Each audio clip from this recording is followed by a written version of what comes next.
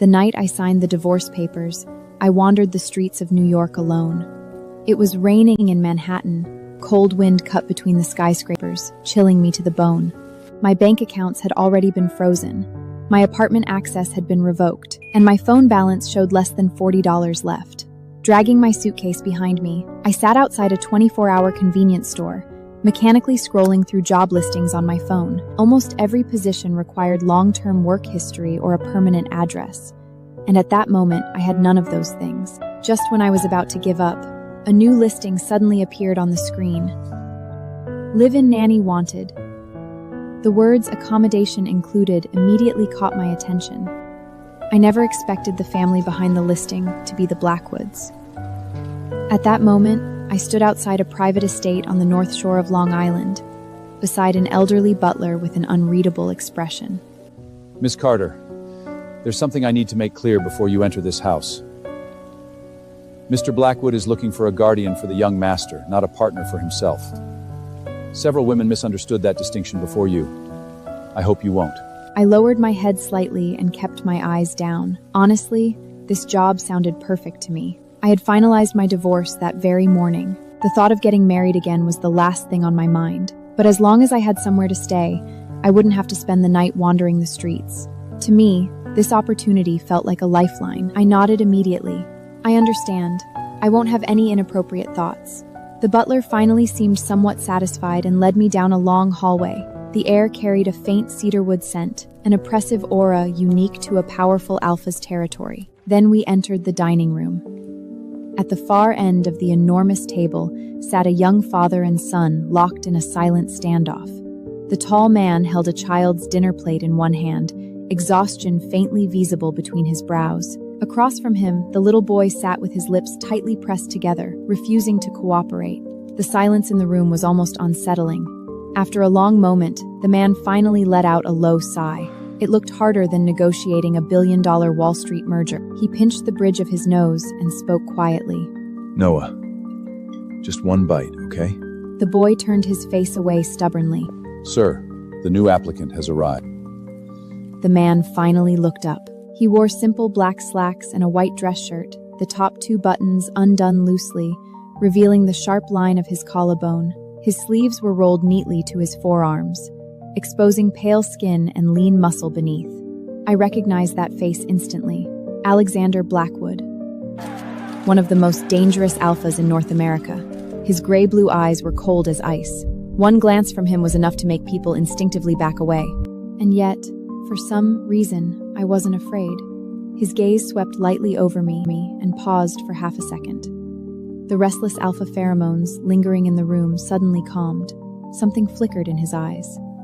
Name? Evelyn Carter, I answered quietly. He gave an almost imperceptible nod before handing me the plate. You try. Then he leaned back in his chair, arms folded, silently watching me. This was probably my interview, and I needed this job desperately. At the very least, I didn't want to sleep in a subway station tonight. Holding the plate carefully, I forced a gentle smile and walked toward the little boy. Before I could get close, he suddenly dove beneath the table, leaving only a pair of dark, angry eyes staring at me. I don't want her! Tell her to leave! She's just like the others! So there had already been many future stepmothers before me. That only made me more determined to succeed. I glanced around the room and noticed superhero toys scattered everywhere. An idea immediately came to mind. I picked up an action figure and crouched beside the table with a smile. Relax. I'm not feeding you, I'm feeding Superman. I pretended to feed the toy seriously. Superheroes need to eat too. If they don't eat, how are they supposed to save New York? Oh, you want broccoli? Of course. Broccoli helps you grow strong enough to defeat bad guys. Under the table, the little boy was clearly wavering, but he still stubbornly refused to say anything. I deliberately continued ignoring him, until his nose turned red and he looked moments away from tears. Only then did I pretend to notice him. Oh? What's this? There's a little wolf cub hiding under here? Trying not to laugh, I raised the superhero toy. Superman, would you like to share your dinner with the little wolf cub? I lowered my voice dramatically. Of course. A wolf cub needs to eat properly if he wants to become the strongest alpha. That finally broke him. The little boy nodded aggressively. The moment I lifted the spoon, he took a huge bite, then another, and another. After several mouthfuls, he suddenly glared at me indignantly. Why didn't you give me more broccoli? Are you scared I'll become stronger than Superman? I couldn't help laughing, but when I turned around, I met Alexander Blackwood's gaze.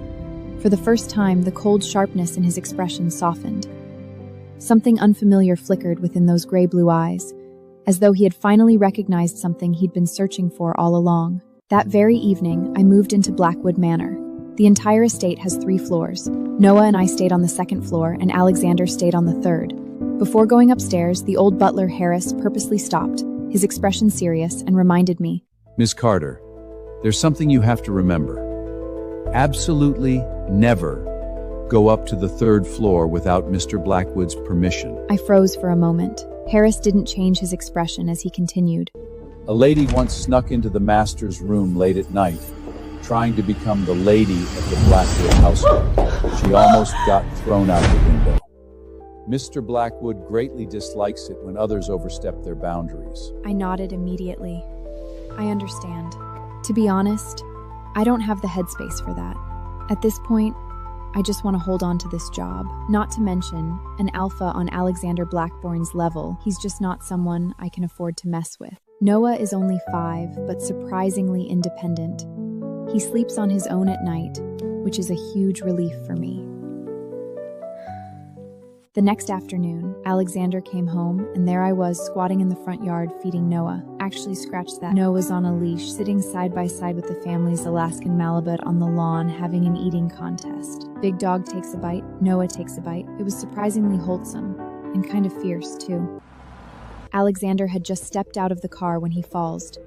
He stared at the scene, and his face went dark in an instant. Evelyn, what do you take my son for? Ow! Dad, we're role-playing. Look, I ate more than Rocket today. Alexander's frown deepened, and he slowly turned to look at the butler beside him. Sir, although Miss Carter's method is a bit unconventional, the results are undeniable. Before, no matter how we chased after him, the young master just wouldn't eat. But this afternoon, he's already finished 2 whole plates of pasta. He's even insisting that he have to beat Rocket.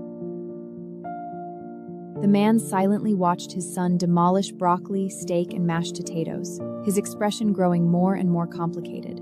After a long moment, he finally let out a resigned sigh, as if accepting his fate. At the very least, Noah and Rocket should have separate dishes. Don't worry, sir.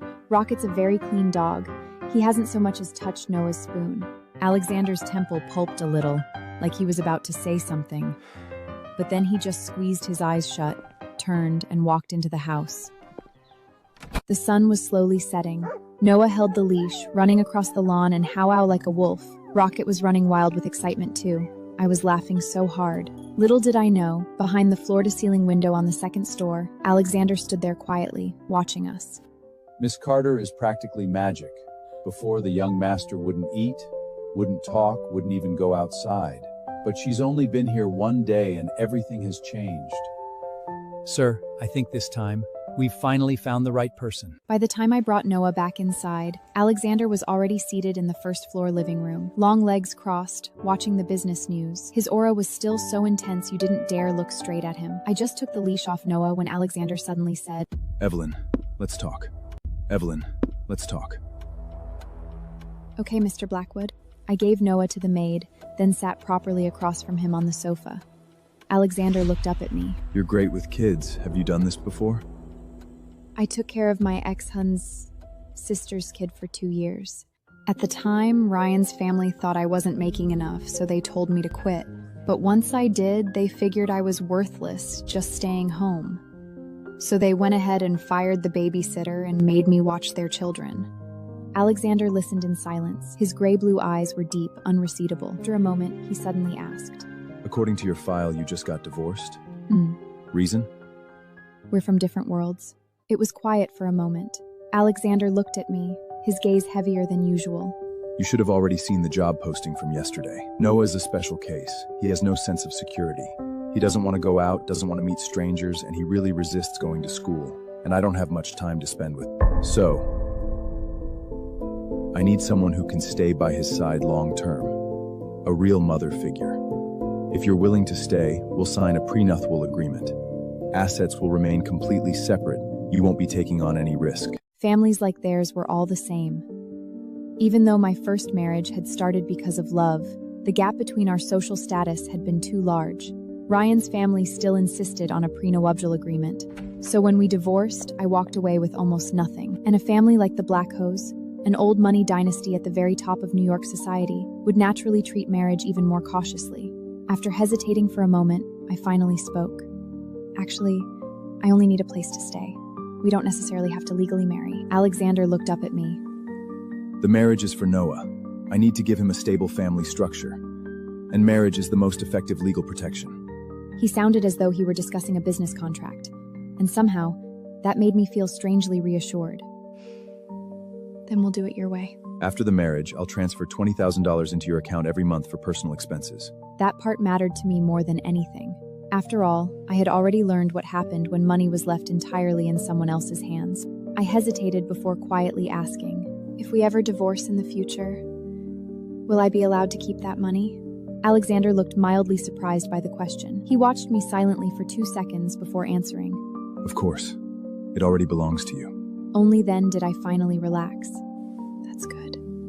And for now, I have no intention of establishing a true mate relationship. You'll continue staying on the second floor. That's fine. I don't have that intention either. And just like that, 3 days after my divorce, I got married again. Just like my first marriage, there was no wedding, no vows. At dinner that night, Harris unusually instructed the kitchen to prepare several additional dishes. Then Alexander slipped a black velvet box towards me. Inside was a diamond ring, a very large diamond ring. That's really not necessary. For Noah. I immediately understood. Children needed the illusion of a complete family. So in the end, I accepted it. Thank you. That night, I had just finished showering and climbed into bed when my bedroom door slowly creaked open. Noah stood outside holding a little wolf plushie, looking unusually conflicted. What's wrong? The little boy lowered his head and awkwardly twisted the hem of his pajamas. Could you read me a bedtime story? I froze for a second. Noah pressed his lips together nervously. I can ask my dad to increase your salary, but if you don't want to, you can say no. I lifted the blanket slightly and gestured toward him. Come here. The little boy's eyes lit up instantly. He immediately climbed into bed with his wolf plushie clutched tightly in his arms. That night, Noah fell asleep in my embrace while listening to the story. The next morning, Alexander was visibly surprised when he heard about it. That familiar faint approval appeared in his eyes again. Evelyn, thank you for your hard work. Starting next month, I'll have finance increase the amount transferred into your personal account. I stared at him in shock. That's really too much. After all, I had done far more in my previous marriage than I was doing now, yet when the divorce ended, I couldn't even afford a hotel room. During the day, I took care of Ryan's sister's child. At night, I cooked dinner for Ryan. And after midnight, I still had to clean the entire apartment. Even so, when the divorce happened, they still acted as though I had been the one benefiting from 3 luxurious years with the Sterling family. Thinking about it now felt almost absurd. Mr. Blackwood, you really don't have to do this. I genuinely like Noah. He's actually a very gentle child. It was only a bedtime story. Before finished speaking, a small, warm hand suddenly grabbed mine. Noah was holding onto my hand tightly. The little boy still had his usual serious expression, but his eyes were shining brightly. The women before you only cared about getting close to me. No one ever truly cared about Noah. So you deserve the money. I could no longer refuse, so I simply thanked him. From that moment on, Noah became completely attached to me. Alexander was constantly busy with work, so most days the enormous estate only held the 2 of us. Until the day I needed to return to the hospital for another evaluation and refill my medication. Harris had warned me before, Noah couldn't go too far from the estate. Unfamiliar environments could easily trigger severe stress reactions. So I crouched down in front of him and patiently negotiated, I'll be back very soon. Can you wait for me at home? But Noah simply grabbed my hand tightly. He didn't say a word. He only looked at me quietly. Those beautiful eyes were filled with unease. The young master is afraid you'll leave. He's afraid you'll disappear like all the others. Something in my chest softened instantly. I'm not leaving. I'm only going to see the doctor. I'll come back soon and stay with you. Before I could even finish speaking, Noah had already climbed into the back seat of the car. Young master, are you going to the hospital too? Noah silently nodded. Harris's eyes instantly turned red, as though he had just witnessed a miracle. God bless the Blackwood family. The doctor said my depression had stabilized significantly over the past few weeks. Honestly, the cedarwood scent that lingered throughout the Blackwood estate really did make me feel calmer. Before I left, she adjusted my prescriptions again. After we walked out of the consultation room, Noah stayed unusually quiet beside me. Evelyn, are you sick? The little boy was clearly worried. Yeah, I got sick because I didn't take care of myself properly. So Noah has to eat well from now on, okay? Noah immediately looked alarmed. Does it hurt? Before I could answer, Noah had already started digging through his pockets. A few seconds later, he carefully placed a slightly melted chocolate bar into my palm. If it hurts, you should eat something sweet. Dad says sweets help people feel better. I stared at the chocolate in my hand, and suddenly, tears slipped down my face without warning.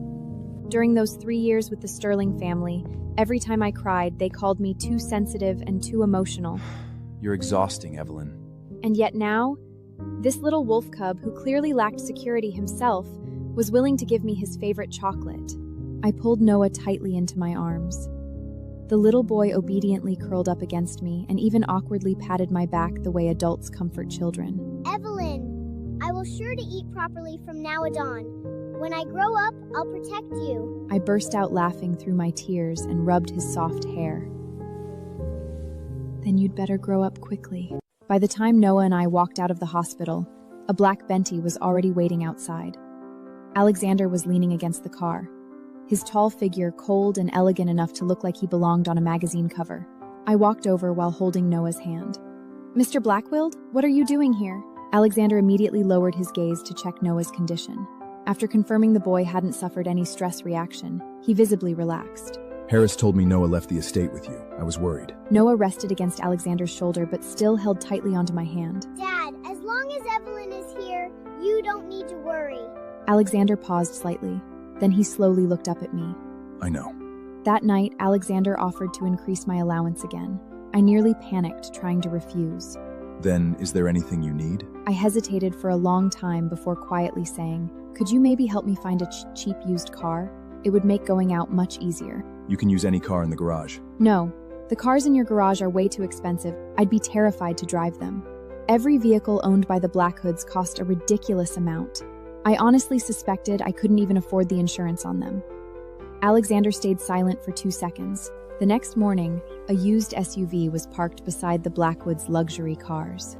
At the same time, Alexander also arranged for a psychiatrist who was supposedly nearly impossible to book in New York. Her conclusions were almost identical to the hospital's. Mrs. Blackwood needs a stable emotional environment most right now. She needs support from family. I understand. The next day, I drove that used SUV and took Noah out. Because of his severe anxiety, even minor external stimulation used to trigger emotional meltdowns, so he rarely ever left the estate.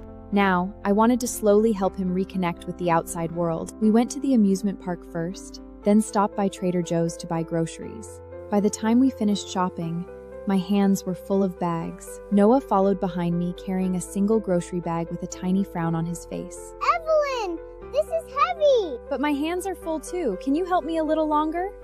Noah puffed out a small breath and adjusted the bag in his arms. Fine, I'll help you this one time. Next time, don't buy so many things. I secretly smiled to myself. Evelyn? But just as we stepped into the underground parking garage, a familiar voice suddenly called out behind me. A voice belonged to the ex-husband I hadn't seen in a very long time. That was Ryan Sterling, my ex-husband. He was dressed in a perfectly tailored suit, every strand of hair styled flawlessly into the image of a wealthy Manhattan executive.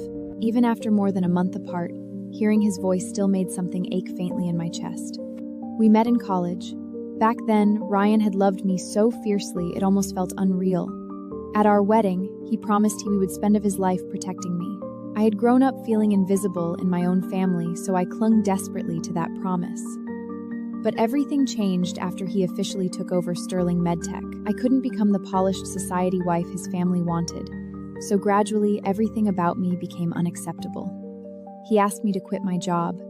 I babysat his sister's son, hosted family gatherings, and endured endless criticism from his relatives, and I tolerated all of it, because we had married for love.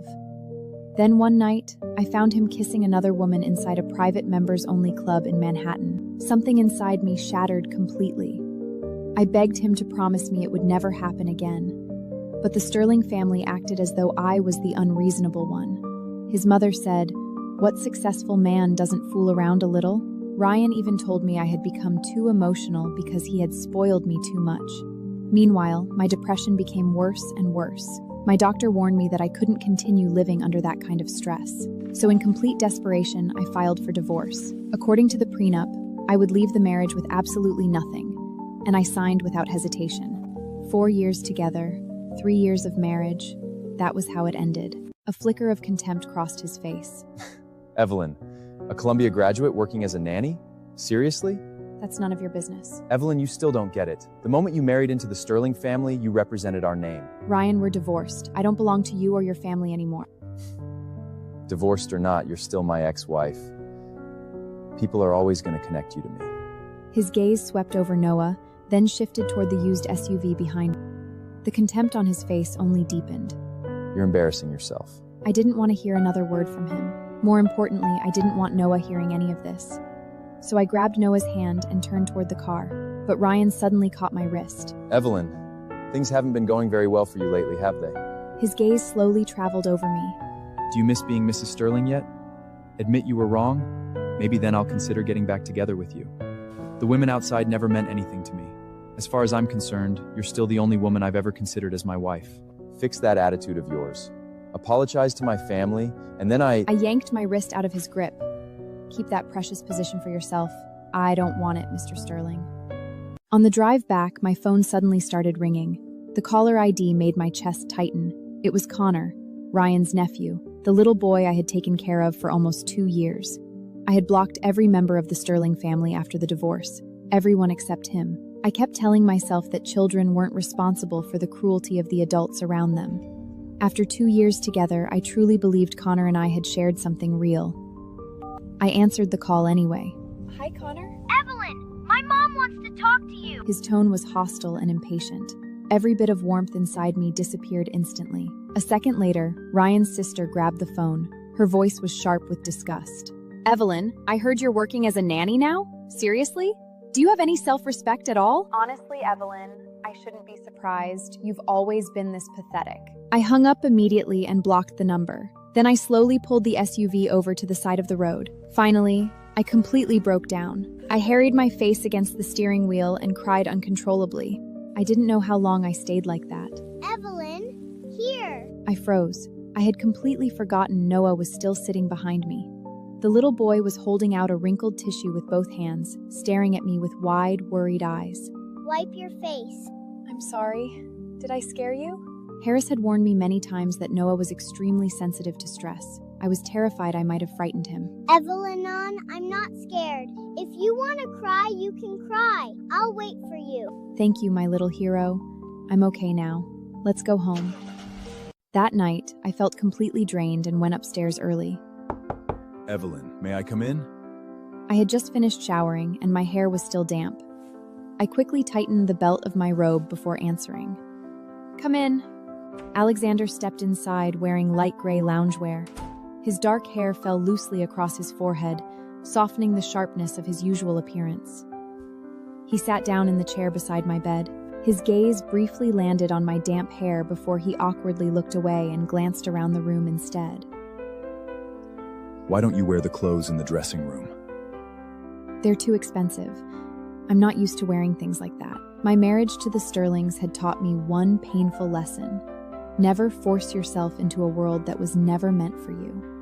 Because eventually, that world would throw you out and make sure you felt humiliated on the way down. Legally, Alexander and I were married, but in reality, I still saw myself as Noah's live-in guardian. What kind of Nancy walked around wearing couture dresses and limited edition jewelry? Alexander frowned slightly, genuine confusion crossing his face. You don't like the styles? If you want, I can have a private designer come to the estate and customize new ones for you. I immediately waved my hands. No, thank you, Mr. Blackwood. I stay home taking care of Noah most of the time. I don't really have anywhere to wear clothes like that. Alexander fell silent for a few seconds. I heard you ran into your ex-husband today. His last name is Sterling? Sterling Medtech? My heartbeat immediately stiffed. Noah must have told him. Yes, but that's all in the past now. Alexander noticed immediately that I didn't want to discuss the Sterling family any further, so he gently changed the subject instead. Evelyn, since you came here, Noah has been much happier. Thank you.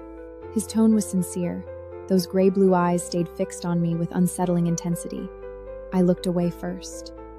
You pay me. This is my job. Alexander stayed quiet for another moment before speaking again. Evelyn, you can ask me for anything. There's a good chance I can give it to you. Mr. Blackwood, I don't need anything. His fingers tightened slightly against the armrest before he finally nodded once. Then he quietly stood up and left the room. Lately, Alexander had been coming home much earlier than usual. Almost every evening, he would have dinner with Noah and me. Sometimes after dinner, he even stayed to play board games or build Lego sets with us in the family room. Honestly, for an alpha as wealthy and powerful as Alexander Blackwood, it felt strangely domestic. At one point, I even started wondering if Blackwood Group was secretly going bankruptcy. Not because I cared about his fortune. I was just afraid of losing my monthly paycheck. I finally asked one evening, Mr. Blackwood, why have you been coming home so early lately? If you're busy, you really don't need to rush back every night. Noah already has me taking care of him. Alexander casually picked up a red Lego Brit from the carpet. The doctor said you need family. You need stability. Right now, Noah and I are your family, so this is our responsibility. Family? I thought silently. We barely qualified as a family at all. Honestly, having Noah around was already enough for me. The doctor said most of my recovery is probably because of him. Alexander looked up at me. For a brief moment, a faint trace of disappointment flickered through those gray-blue eyes. But before I could think too much about it, I stood up and took Noah's hand. Come on, let's go read upstairs. Your dad still has work to do. Noah let me pull him up from the carpet, but he kept glancing back at Alexander every few steps. And for one brief second, I could have sworn I saw disappointment in that tiny little face, like he was silently thinking, Dad, you are hopeless. Alexander suddenly called out behind me. Evelyn. What's wrong? Evelyn, wait. To my surprise, the tips of his ears looked slightly red. He cleared his throat quietly before speaking. I have a charity gala tomorrow night. I need a partner. Would you go with me? I blinked. Me? Yes. There's not enough time to arrange someone else now. I'll compensate you for your time. I nearly laughed. Alexander Blackwood, one of the most influential alpha in New York, couldn't find a date for a charity gala? There was absolutely no way I believed that. Still, money was money, and I certainly wasn't stupid enough to refuse easy income. I can go, but I don't really understand upper-class etiquette. For the first time that evening, Alexander's tensed expression visibly relaxed. You only need to stay beside me. Nothing else matters. The next afternoon, an entire styling team arrived at the estate. One for the gown, one for makeup, one for hair. They spent nearly an hour quietly discussing colors, jewelry, and styling details around me like I was preparing for the Met Gala. The entire thing made me deeply nervous. That evening, Alexander came home early to pick me up. The moment he saw me, his expression visibly frozen. For the first time since I met him, genuine amazement flashed openly across his face. Dad, look how pretty Evelyn is. Call her Miss Carter. Noah immediately huffed and turned his face away in protest. I laughed softly and reached down to fix his messy hair. It's okay. I like it when he calls me Evelyn. It makes me feel younger. Tonight was the charity gala. Nearly every major figure in New York's business world was there. The moment Alexander entered the ballroom, people immediately gathered around him. And somehow, every conversation eventually circled back to me. Mr. Blackwood, who is this lovely lady? I instantly panicked that I might put him in an awkward position, so I hurried to explain. I'm a friend of Mr. Blackwood. But Alexander answered calmly before I could say anything else. My wife, Evelyn Carter. You look stunning in that dress. You two look incredible together. A wave of surprised compliments immediately followed. My face burned red almost instantly. Alexander lightly squeezed my hand before leaning closer. His warm breath brushed against my ear. Evelyn, Is being my wife really that embarrassing? Can't you even say it out loud? The faint scent of whiskey lingered on him, warm and dangerously close. No, I just didn't want to embarrass you. Something dark. Only weak alpha feel ashamed of their partners. The way he looked at me felt almost like silent fire. I couldn't handle it anymore. The cedarwood scent surrounding Alexander made me dizzy. I'm going to get a drink. I blurted out before escaping. What I didn't expect was to run into Ryan stealing. Evelyn? And he was alone. Wasn't Alexander the one who said guests were supposed to bring a partner to this gala? The second Ryan saw me, his eyes widened in shock. He immediately walked towards me. Evelyn? Is that really you? I almost didn't recognize you. His gaze slowly swept over me. You look beautiful. I've never seen you like this before. I instinctively stepped backward, widening the distance between us. Evelyn, what my sister said on the phone wasn't my idea. I only agreed to the divorce because I wanted to teach you a lesson. I never actually wanted you to leave. His tone softened. Just apologize to my family, and I'll bring you home. Sterling MedTech has been going through a difficult period lately. Don't make things harder for me right now, okay? Then he reached for my hand, pretending to look gentle and sincere. But I knew this routine too well. Cruelty first, affection second. That was how Ryan controlled people. Except I wasn't that girl anymore. Ryan, we're divorced. I'm never going back. Even if I ended up homeless, I still wouldn't return to the Sterling family. Ryan let out a cold laugh. You're still just as stubborn. When you finally understand your place, you'll come begging me to take you back. Right then, a familiar Alpha presence suddenly approached. Ryan's entire expression immediately changed. His posture straightened almost instantly. Evelyn, we'll talk later. I have something important to handle. Then he hurried towards Alexander, slightly bowing his head as he handed over a business card. Mr. Blackwood, I'm Ryan Sterling from Sterling MedTech. Regarding the contract your company terminated, I was hoping we might have another opportunity to work together. If we made a mistake somewhere, please tell us. We'll fix it immediately. Ryan smiled politely, almost desperately. Alexander finally looked at him. Then, to Ryan's confusion, his gaze slowly shifted toward me instead. Evelyn, what do you think? Should I give him another chance? Ryan froze, his face filled with confusion. What? Evelyn? What does she have to do with this? Mr. Blackwood, she's my ex-wife. I honestly have no idea how she even got into an event like this. She's probably just trying to convince me to take her back. Alexander didn't even look at him. His eyes remained fixed on me. Evelyn, you decide. Ryan stared at us in disbelief. Mr. Sterling just told me not to interfere with his important business matters, so I won't interfere. Ryan's face immediately darkened. This is business. You don't get a say in it. Typical low-class behavior. No manners, no class. I frowned slightly. But before I could speak, the overwhelming pressure of Alexander's top alpha pheromones instantly filled the entire space, causing Ryan, an alpha whose rank was far below his, to panic and instinctively take a step backward. The fact that Evelyn doesn't wish to comment probably means she simply isn't interested in Sterling MedTech. His voice was terrifyingly calm. So unfortunately, Mr. Sterling, there's nothing I can do for you. Then Alexander calmly wrapped an arm over my shoulders and guided me away. Ryan stood frozen in place, completely stunned. A nearby businessman finally patted him sympathetically on the shoulder. You seriously offended Mrs. Blackwood? Then you're finished. That's the only woman Mr. Blackwood has ever publicly brought to an event. Wife? Impossible. She's just a nanny. The man looked at him for 2 long seconds before sighing again. Well, you can't save someone determined to ruin himself. At the charity gala, Alexander raised $100 million for public welfare in my name. After the event ended, the guests all crowded around me, eager to curry favor. Mrs. Blackwood, we would be absolutely honored if you could join our tea party next week. Mrs. Blackwood, my husband is bidding on a project with Blackwood Group. Could you possibly put in a good word for us with Mr. Blackwood? I'm not used to getting this kind of attention. To keep Alexander from feeling awkward, I drank more than usual. I was unused to such attention. Afraid of embarrassing Alexander, I drank more than I should. Alexander stepped in to save me. Sorry. My wife doesn't drink well. I'll take her place. By the end, both of us were half drunk and climbed into the stretched Lincoln. I glanced out the window by chance and met Ryan Sterling's mocking gaze. His lips curled in contempt, as if I were nothing but a joke. I rolled the window up and said sincerely to Alexander, "Thank you for standing up for me tonight, especially against Ryan." Alexander's voice was low and slightly slurred from the wine. Evelyn, we're married. You don't have to thank me. We're only married in public. You didn't have to help. Alexander slowly lifted his hand. His long, elegant fingers tilted my chin up, his touch gentle. Evelyn, what if I don't want us to be only for show? His desire plain in his gaze. They said drunk words were true. It was no lie.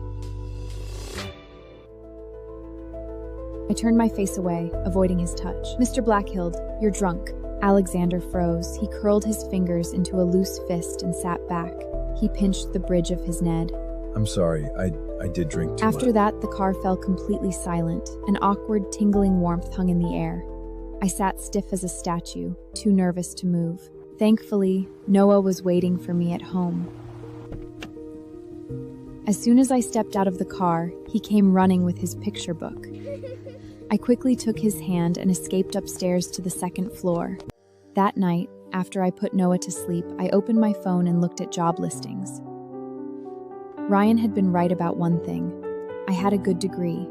I belonged in the working world, not just as a live-in guardian. My last marriage had taught me a hard truth. A woman needed her own career. Otherwise, when a man no longer wanted her, she was cast aside with nothing. I would never let that humiliation happen again. Right now, Noah needed me, so I could stay. But what if he outgrew me? My physical and mental health still wasn't ready for full-time work. But researching jobs now could only keep me from being helpless later. Just as I was scrolling, Alexander sent a message. I froze. Sure, I'd read it wrong. That was always the maid's work. Besides, Alexander had explicitly warned me never to go up to the third floor, but I didn't argue. I went downstairs and made a cup of coffee. Standing at the foot of the third floor stairs, I hesitated. Is this some kind of test? If I go up, will he fire me? Is he upset because I turned him down in the car? After struggling, I still couldn't bring myself to step onto the stairs. I called Alexander. Mr. Blackwood, I have your coffee. Did you come down to get it? Bring it up, please. I secretly turned on the call recording. If he caused trouble later, I'd have proof. I was too clever. I hung up and knocked on his bedroom door. Come in.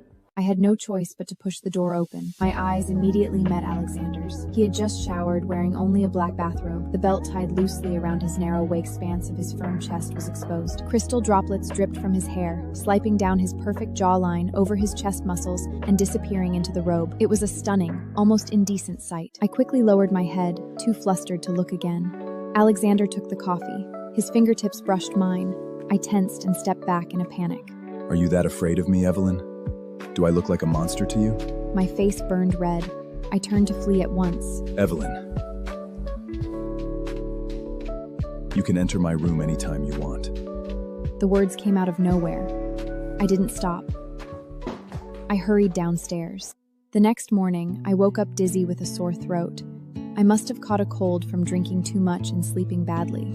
I was surprised to find Alexander downstairs when I went down. He was sitting comfortably on the sofa, reading a financial newspaper. Most strikingly, the man who always wore tailored three-piece suits was now dressed in a black alt-neck sweater and frameless glasses. It accentuated his perfect figure and sharp, smooth jawline. He looked dangerously attractive, like a peacock showing off his plumage. Good morning. I tried to greet him, but broke into a cough. Alexander put the paper down. You have a cold. Just a little. He walked over in a few strides and placed his hand naturally on my forehead.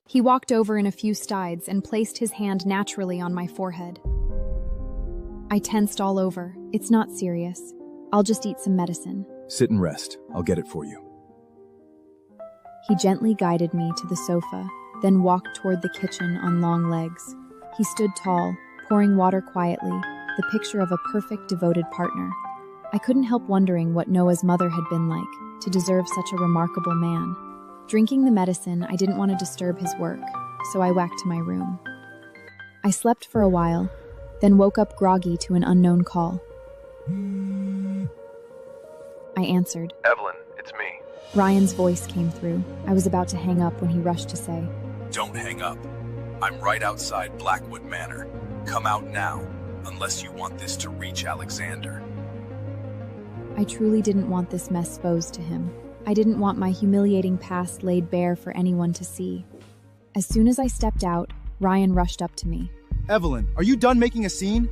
A former Sterling wife working as a nanny? You're embarrassing me. Ryan, I'm not making a scene. Stop pretending. You went to that gala all dressed up just to make me regret it, didn't you? Fine. I do regret it a little. I'm giving you a chance. Admit you were wrong, apologize to my mother and sister, and I'll take you back. You won't have to grovel as a nanny anymore. Ryan, I did nothing wrong. What am I supposed to admit? You still can't see your mistake? You haven't suffered enough? I was about to reply when a small, round figure charged at Ryan. It was Noah, just back from outside. He threw himself into Ryan's legs, eyes blazing with anger. My mom is never wrong. My mom is always right. With that, he clung obediently to my thigh and pressed close to me. Ryan and I both froze. This little wolf cub just called me Mom. When he thought I was being hurt, his first instinct was to rush out and protect me, to stand up for me. My heart softened completely. I pulled him tightly into my arms. Ryan stumbled back in shock, then snapped out. Kid, what did you call her? She's just your nanny. You're the nanny. Your whole family are nannies. Evelyn is my mom, my favorite mom. He looked up at me anxiously, as if afraid I'd say no. Evelyn, will you be my mom? I'll listen to you from now on, I promise. I nodded, tears stinging my eyes. Noah, I already am your mom. Noah's lip trembled, and he hugged me even tighter. Oh, I see. Evelyn, you're brainwashing him to call you mom, aren't you? Trying to climb up using a kid? Let me tell you, Alexander Blackwood is known as a cold, ruthless alpha. If he finds out you're manipulating him, he'll destroy you. Before I could reply, a warm hand settled gently on my waist. Alexander had stepped outside, drawn by the noise. He pulled me firmly against his side, sheltering both Noah and me in his embrace. Mr. Sterling, the last time you insulted my mate, I cut all ties with Sterling MedTech. I plan to explain to other hospitals that this was a personal matter so our conflict wouldn't affect your other partnerships. But you've come here today to upset my wife. I no longer see any reason to be merciful. Mr. Blackwood, what do you mean? Wife?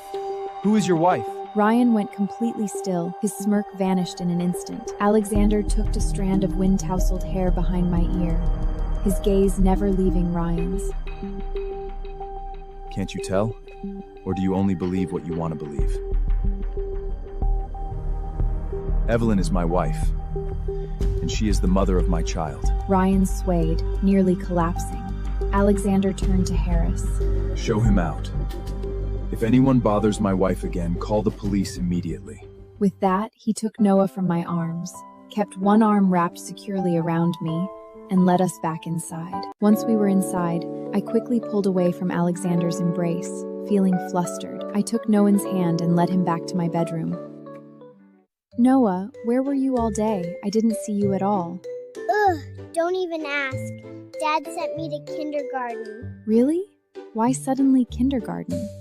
Dad said he didn't want you to get too tired. He said he needed time alone with you. Why do we need time alone together? Dad said he has to build a bond with you so you won't leave us. Just as Noah finished, Alexander appeared in the doorway. Noah, go downstairs for dinner. Don't disturb Mom. Hearing the word mom again made my face burn with embarrassment. Noah kissed my forehead. Mom, I'm going to eat. I'll come back later. After Noah left, Alexander stepped into my room. Are you feeling better? He asked gently. His wide shoulders and narrow waist created an imposing, attractive silhouette. I quickly looked away. Thank you for standing up for me, Mr. Blackwell, but please don't let me affect your business decisions. It's not worth it. Why is it not worth it? I'm not worth this much. Evelyn, I told you, we are married. Protecting my mate is my duty. But don't say for show again. I want us to be real. I want you to be my true mate. I was stunned by his directness. My face turned bright red.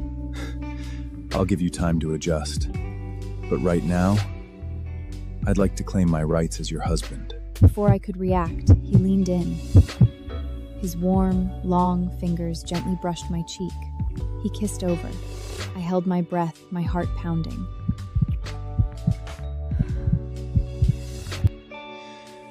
Evelyn, we have all the time. We don't have to rush. He tucked the blanket gently around me, then quietly left the room. The next day, Noah was sent to kindergarten again, still unwilling. My cold was almost completely gone. Alexander would dressed in neat, casual clothes. He invited me to go to the movies with him. After what happened last night, I'd thought it over. We were all already married.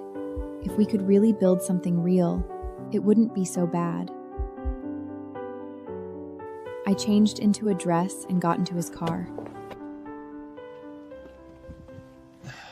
Alexander chose a romance film. The storyline was pretty intense, and the whole theater was just full of kissing sounds. Alexander moved closer, his intense eyes staring into mine. Evelyn. Alexander turned slightly toward me, leaning in. His deep-set eyes glowed with a faint lupin sheen in the dim light, carrying both an undeniable dominance and a gentle tenderness. His fingertips brushed lightly across my cheek. His kiss was cool with the freshness of mint as it softly landed on my lips. At first, it was gentle and slow, then it deepened, growing more intense, carrying that unique alpha control that left me completely breathless. I tapped his chest in mock anger. Alexander, I can't believe you're this naughty. He caught my hand. I'm not inexperienced. I just don't want to scare you. If you have no experience, did Noah just jump out of a rock? He kissed me again. That night, I had just put Noah to bed when Alexander called and asked me to bring him a cup of coffee. I had just knocked on his bedroom door when a large hand grabbed me and pulled me inside. I was immediately surrounded by kisses. Alexander gave off an intoxicating fira, fresh, warm, and completely irresistible. He gently pressed me against the edge of the bed, his rough breaths reaching my ears.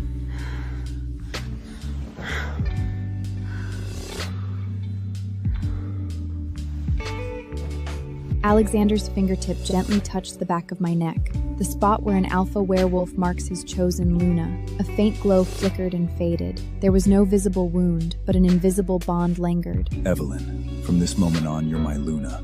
Mine alone. No one can ever replace you. Evelyn, pick out a wedding planner. I want to give you the grand wedding you deserve. I don't need that. I want everyone to know you're my wife. My one and only Luna. I only regret not giving you everything the very first time I saw you. I chuckled softly. We barely even knew each other back then. How could you have known? Evelyn, from the moment I first saw you, I knew you were meant to be my Luna. Our wedding was grand and luxurious. Many celebrities and elites were invited, and it dominated the front page of the local news for 3 straight days. I complained to Alexander that he was being too high profile. Blackwood has always kept a low profile. This is his first time being so ostentatious. Please, just indulge him, madam. On the night after the wedding, I received a call from Ryan. I frowned unconsciously. Alexander reached over and hung up the phone, tightening his arm around my waist. Mrs. Blackwood, focus on me.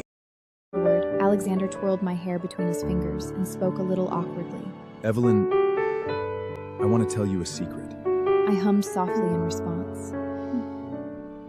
Noah is not my biological son. He is my sister's orphan. From Alexander's account, I gradually pieced together Noah's life story. When Alexander was in junior high, his parents died in an accident. He was raised by his older sister. Later, his sister married and had Noah, but a car accident took both his sister and her husband. Alexander then adopted Noah as his own. I originally planned to spend the rest of my life with Noah alone. But then you appeared. My life became different. On that day, we walked out of the hospital. Mom, Dad said you're better. Why are we still at the hospital? Because there's a little baby growing in Mommy's tummy. Yay! I'm finally getting a sister! Noah jumped up with joy. What if it's a little brother? Noah thought very jumpalay, very seriously. If it's a brother, I'd fight with him. If it's a sister, she can play with me. His innocent words were silly, but they filled my heart with warmth. Just as I was about to head to the parking lot, a ragged man stepped in front of me. I reached into my purse, ready to give him some change, but he suddenly called my name. Evelyn? I froze. The man with messy, unkempt hair, tired eyes, and hunched shoulders was Ryan Sterling. Noah immediately stepped in front of me, blocking me protectively. I gently patted his shoulder and pulled him close. Ryan? What happened to you? Ryan? What happened to you? Evelyn, please help me. You're the only one who can help me. Everyone knows Alexander loves you. He listens to you. Please beg him for me. Then I remembered what Alexander had told me. It started when Alexander cut off all business with Sterling MedTech. Many other hospitals followed, wanting to stay on Alexander's good side. Still, some small clinics kept using Ryan's products. Then someone died. Their medical equipment was unsafe. Soon after, tax fraud was exposed. The sister Ryan had always obeyed had been stealing from the company for years. When everything fell apart, she fled the country with her family, leaving Ryan with the mess. Sterling MedTech went bankrupt. All his assets were seized. I recalled Alexander saying softly that night, Evelyn, you accidentally saved me from a disaster. Ryan, all lives are equal. You made mistakes that hurt people. You have to take responsibility. No one can save you. Evelyn, let's go home.